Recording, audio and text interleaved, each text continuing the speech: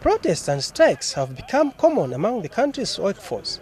The strikes and protests are all based on pressing the managements for better conditions of service. Drivers at freight and passenger transport company have also joined in the strike by others to press their management for improved condition of service. The drivers are claiming that they get 800,000 kwacha per month. The drivers are in this vein demanding for a pay rise of up to 6 million kwacha across the board. You cross the border into Zimbabwe, 30 pin per day. You can say a round figure is $50. You go from Zambia, Zimbabwe, South Africa, then you turn again back from $50 Tima crosser border kuenda ku South Africa, Mozambique, kwa matipasi wa 30 pini yodera kunja kwa ziko. Tikafika pa border yamene ndalama iyo futi tichinja kuenda mu US dollar. So hii machepa maningi ndalama ya kudya.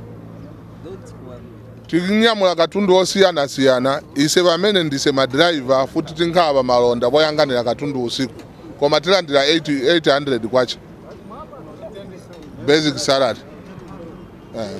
So nipame tidandawala kuti batiyanganeko ndalama za chepa. The continued strikes and protests that have characterized the country workforce, if left unchecked, will surely have a bearing on the Zambian economy. Chris Avenzu, Muvi TV News, Lusaka.